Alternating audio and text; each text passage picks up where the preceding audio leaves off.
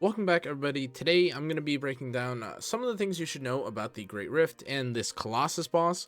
If I'm being completely honest with you, I know this is supposed to be more of a guide, and I wish I had some better advice or some more obvious tips that you can take away from this. But something that you'll probably notice a lot with the bosses, especially more recently in Chaos Zero Nightmare, is not so much that you are playing the fight wrong, outside of some very fringe cases, but rather it's when you're trying to look for some of the higher tier scores. And I don't even think my score specifically here is that impressive. Of course, you've seen people here in the 1.2 mil range. I'm only in the middle of diamond, which is kind of whatever. And again, despite this, and despite a lot of my tuning and trying to figure out this boss to do very well, and even despite some of the builds that I'll show in a moment, nothing could really prepare me for effectively what to me feels like more of a card or a save data check as opposed to a mechanic check. Now, of course, there are some literal mechanics to this character. There is a weakness. Of course, there's weaknesses on both sides here, and to add to this, there are amplify effects here. It increases more specifically, this fight increases damage of instinct and order cards by 50%. Makes sense, and also part of the reason why, of course, you'd want to take someone like Serenial, or you'd want to take someone like Nine, both of who are recent and likely the strongest or some of the strongest characters in the game. It also reads that it increases the damage of exhaust cards by 20%. Things that are also present on both Nine and Serenial. Now, that said, you can also see here that you are limited to 10 turns for the Vanguard and 5 for the Rear Guard. And turns left over from the Vanguard will increase to the rear Guard's turn limit with a max of 5. Now, I've seen a few videos already talking about, easy 1 mil, how to get 1 million points super easily, and I've perused through a lot of them. Something that I've noticed through almost every single one of these decks, however, is just how insane some of these decks look. Now, before we actually even break down what I found to work specifically well with the Colossus, I want to give a bit of context for the sort of decks that you'll be seeing here, actually, and I'm actually going to do it right here. If you take a look at the decks that I have, these are by no means like low cost, and these are by no means necessarily, a trash set of decks. Yes, some of these can be optimized. However, I have a tactical maneuver with AP that I've copied 3 times, for instance. I have, unfortunately this, which is something I wasn't able to control, but I have gold, or I have legendary, and I have uniques. I have a ravage for shield, I have combat drum, I have a usable set of equipment alongside a decent set of cards themselves. And even for my main DPS, I have a 4 copied homing laser alongside things like plasma missile that allows me to copy, or rather increase the damage here. I have the correct shining core, I have the 1 cost of the cobalt light. I've got a foggy crystal ball with, well, kind of useless for kind of a useless card here, unless if I have of course this pale shooting star. And I also even have the Amorpheus cube with an extra draw card. Now, even in terms of my 9 deck, which I actually consider to be okay but not amazing, I have Massacre here. This boss does feel like maybe in some cases you could run Extreme, or you could maybe get away with Extreme as opposed to Massacre, but at least from what I've seen, Massacre feels more comfortable. And from this, I have a Veiled Thorn, I have the Phyto types synthetic, is that what it's called? Yeah, synthetic. And I have bone ring of wildfire. This of course could have been something different. It could have been the metal, it could have been rage potion for damage, but again, these are by no means terrible decks by any stretch of the imagination. However, even despite this, my score that I was able to get only hit the 700,000 range. Now, I do also want to point out that this is a fight that I'm doing very early on. There are 18 days and 17 hours left, and I'm just barely making it into, or well, I'm in diamond, but it doesn't feel like I'm very comfortably in diamond, at least in my opinion. So despite everything that you've seen, what it feels like right now is most important about the decks and the fight that you're about to approach is more so having additional effects and additional chaining or cycling effects that kind of work into each other over and over. And what I mean by this is it isn't necessarily enough to just have something like 4 tactical maneuvers. It does feel like on occasion you do need the extra AP. It does feel like in certain cases, and something that you can actually find on some of these homing lasers, you can find vulnerability added on these cards. You can also find something like things like the 1 additional AP. And even beyond my own personal decks, if you take a look at some of the highest level or some of the high tier merit decks here, some of these of course could be RNG, but even if you take a look at the sort of decks that these players have, 4 homing lasers, they have 1 random ally applies a coordinated attack on every single one.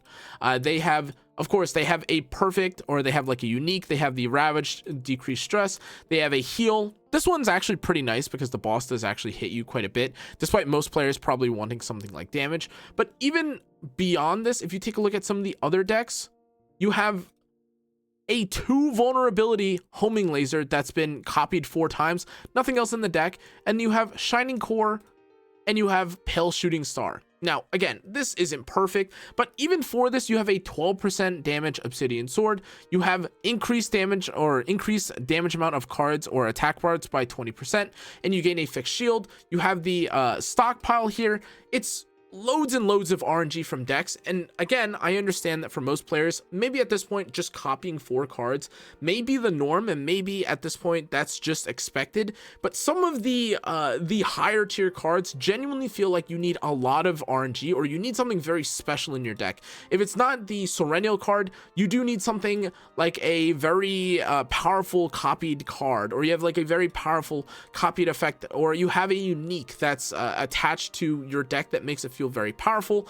And otherwise, from what I've seen in a lot of decks at the moment, you have characters maybe that you don't have access to. I've seen a lot of Narja right now. I've seen a lot of 9, and some players aren't super keen on pulling 9.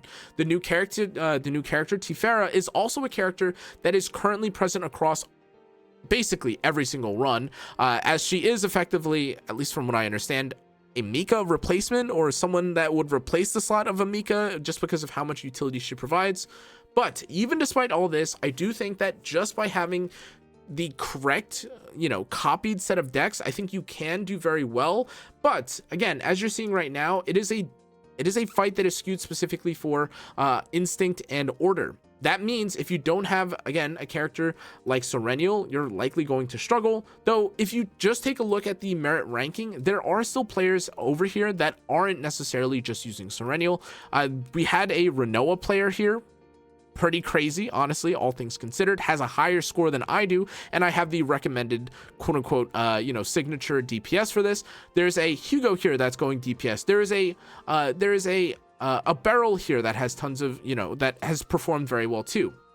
The one thing that I've noted from all these, again though, if you take a look at them, they have very powerful effects or enhancements on their equipment, which again is not necessarily even as difficult anymore given all the changes that we've seen, where you can now re-roll for the enhancements, which is something again that you have to farm out for. But again, as far as I understand, having things like AP, card draw, the ability to obviously reapply the tenacity in some cases, very powerful.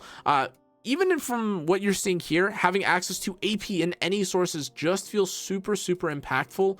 And that, beyond anything else, feels way more impactful than anything I could suggest to you, even when it comes to finding the perfect build for this. Now, I do also want to point out that even for my quote-unquote run, or my quote-unquote good run that I have here, I didn't even kill the first boss here. In fact, I don't know if it'll actually show you or not. This 700,000 score was about 450,000, and I had like 20 or so thousand missing from the first half, and the rest of it I spent doing basically 3 or 4 hues against the boss, and it landed me with 729,000, which is why personally I didn't even feel like my deck was well adjusted or well crafted enough.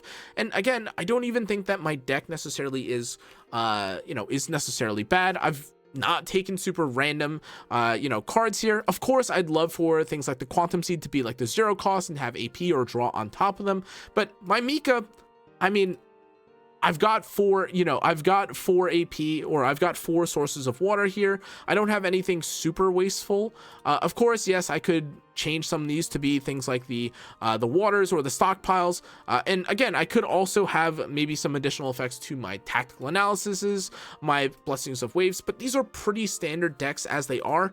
And if you just follow these alone, yes, you will be able to get 500,000. And that's actually a pretty good segue to talk about what you actually need from the rewards if you're trying to clear out this in general.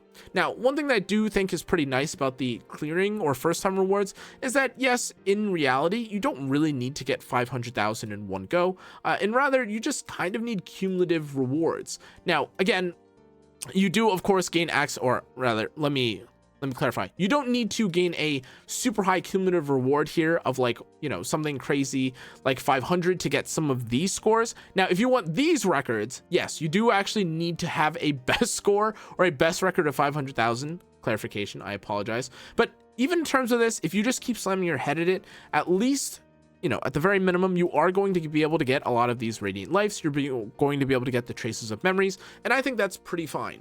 However, I do actually want to take a moment to break down or to kind of explain what happens in a fight for a moment. And again, this is as someone that does not have a perfect deck by any means, but to kind of explain how the boss works, let's take a moment to kind of evaluate or analyze exactly what's going on here. Now, again, I don't necessarily have things to draw. I have a full deck. And yes, as you're seeing on screen, you do have to basically beat, or rather defeat, both of these hands, which will then allow you to hit the center, this center face here. Now, something that I thought was a bit unfortunate, and it's a little bit unfortunate in terms of timing, is that if you decide not to, or rather, if you, for whatever reason, break both of these hands on the same turn, or if you eliminate the last hand, and then, or rather than end the turn, but you break one of the hands and then you begin hitting the face, if you end the turn after, or end the turn as the hit, or rather as the face is accessible or hittable, it will actually reset and respawn the hands, which is quite annoying and something that I definitely struggled with initially, as far as I understand, or at least that's how I believe this works. Now, I am going to kind of break down and kind of explain, especially if you're playing Serennial, how this will work. For me, I found, oh, that's a little bit unfortunate, but in general, what I found to work very well is, again, in this case, I'm not even sure if this is necessarily a run that I will be able to keep, but generally speaking, I like having access to a couple of the tenacities, or having access to a recharged tenacity, so I can stack a lot of my my homing lasers back to back to back to back. As you're seeing, though, I still do like a decent amount of damage itself, or by itself, just off of the homing lasers. And as you saw from that one person who was running the critical hit through healing, you do actually take quite a bit of damage. So having healing definitely isn't necessarily a bad thing, though ultimately you aren't trying to out sustain or out heal the fight in its entirety, because again, you are locked behind turns. Now, I am holding on to my morale because I have a feeling that I'll probably have it, or have a better turn in the future as opposed to right now, but I am going to use, obviously I'm going to use this because I have no other cards to use. I'm going to obviously appreciate some of the extra damage here, but okay. So I was able to break one of the hands here. That's great, fantastic. It does not recharge, and this is where you have to be very careful. So again, if I'm not mistaken, I will probably, yes, I will have my Pop-Eyed Popper. Me personally right now, I'm a fan of Full House. I've seen some people still use 000. Not super sure how I feel about that though. I am also going to right now use Joker to get the dice trick so that I can get I can get some other cards here. But from this point, I'm going to break the hand here on the right side. This should give me 1 AP. Great, amazing. It will also ravage and of course give me additional cards here. I have 1 AP thankfully on my tactical maneuver, so I'm going to use this on this. This gives me access to, I believe, a this will ravage and give me access to another AP. Okay, I have this right now. This is a little bit unfortunate. I want to use morale. I'm gonna use morale here actually at first. I think I'm actually max card size, so I'm gonna have to waste a little bit here, but I'm gonna try and use Full House to fish for something like a tenacity recharge. Oh, got absolutely nothing. Let's see if I can get it off of this. Okay, so thankfully I got a Joker here. I don't know if I'll have enough AP. Oh no, actually perfect. I forgot my tactical. My tactical maneuver gives me AP back. So I'm able to, again, I'm able to break or ravage the enemy's hand. I'm able to break this. And now, as you're seeing here, I'm directly hitting onto face. If you, at this point, end your turn, or if you end from this point, it will recharge. So be very careful when you're at this point. Had to learn that the hard way, actually, a few times. At this point, though, I've now recharged. I've recharged the run. I'm going to try and fish for another recharge tenacity here. Yes, here it is. So I have a tactical maneuver. This will give me access to more. I'm going to use this to maybe draw another card, and it's absolutely useless. That's fine. 2, 3, 4, 5. And at least for this first turn, I did do quite a bit of damage here.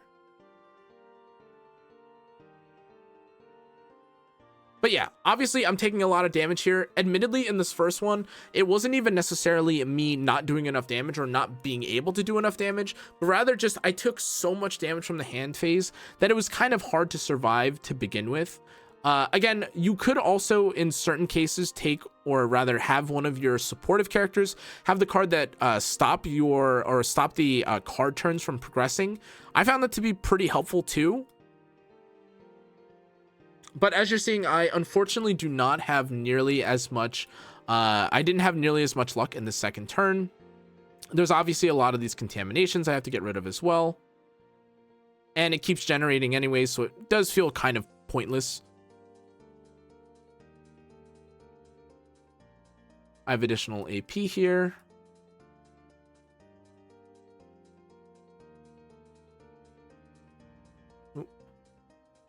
It does also take quite a while, I will admit, to actually get through this. There's a lot of lag and there's a lot of queuing up. Okay, so at this point, I'm already at 300,000.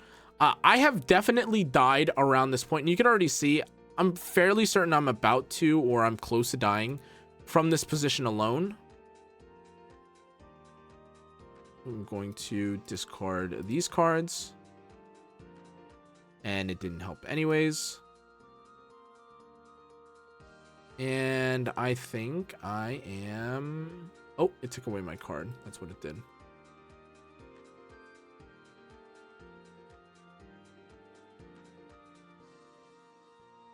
Okay, I am just dead. Okay. Now, again, this is not amazing. This is only 339,000, but given the decks I had access to at the moment, this kind of feels like, again, where having things like the correct equipment for healing, taking more healing cards, or taking cards that allow you to maybe sustain or deal more damage during the face phase would feel nicer or better in general. I've also got here a pretty rocky start for my hue. It's already increased in cost, which is unfortunate. I don't think I can do anything with this form convergence. It's going to exhaust. And as you're seeing here, again, it's definitely no 1 mil by any means. But I believe with this, I should be able to hit 500,000. Okay, so we're going to hit with hue. Actually, we're going to use this for 1 AP. Hopefully we draw a card that helps us. Maybe a Fighting Spirit. Nope. Add a retain effect, perhaps. Okay, this adds AP, 2 AP. So now we have access to 2 hues. 1. Okay. Personally, I'm going to wait for this before I actually end up using it. But you can see we're already at 410,000. A lot of my clears, if I'm being honest as well, are very skewed or feel very skewed towards having a very strong first half. You can also tell here, though, that with the hue, unfortunately, we didn't get nearly enough, or we didn't necessarily have a nearly powerful enough or we didn't use hue enough, and we didn't have enough of the buffing. Some players I've seen have used Orlea here to try and nuke with the 9, but I've also just seen many players just leave the second half of this to someone like Serenial, so you can kind of skew or deal more damage, which is another option or a strength or possibility if you'd like. Me personally, though, I don't have access to Hue anymore. We're going to give up this turn. Going to see if I can discard things this turn.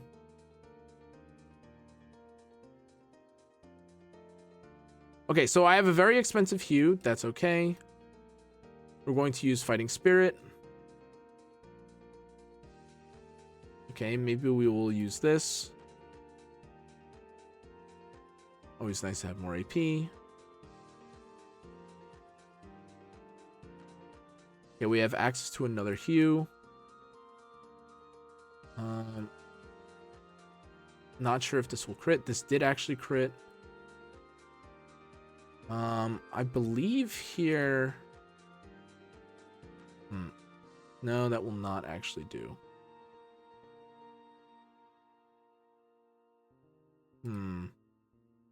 Okay, I'm actually going to do this. Wait for a moment. Break the left hand. Actually, that might have been a misplay. I think we probably could have held one more turn. There's my AP. Okay, we can exhaust cards here. I'm going to exhaust this instead. We have 1 AP again.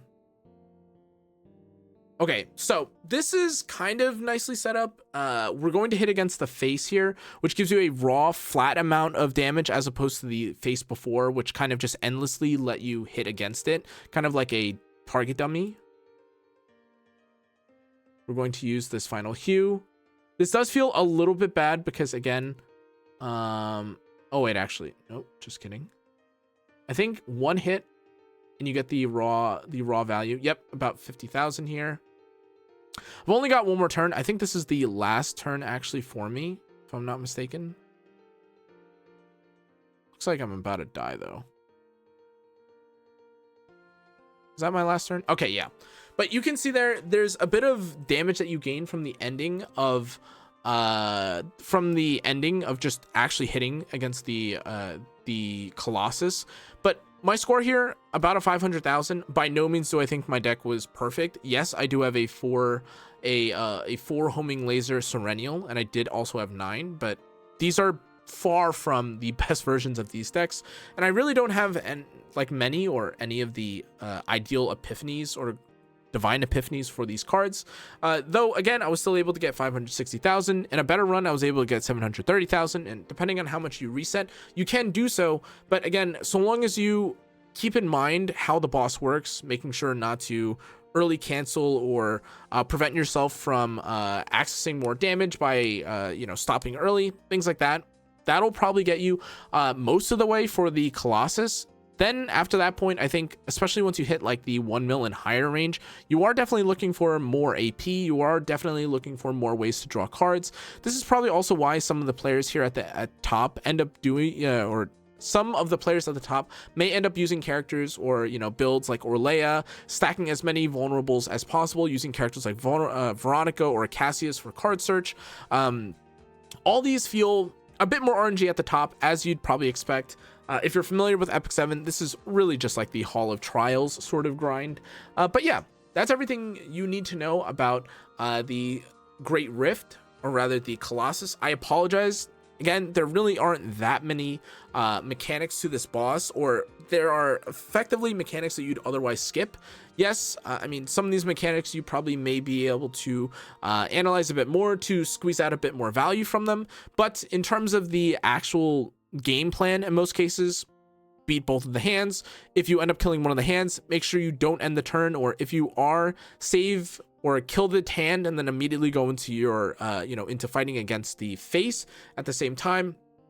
Otherwise, try again to match elements. That's kind of just an obvious given how much value or how much of a skew there is in terms of damage or value for these specific elements.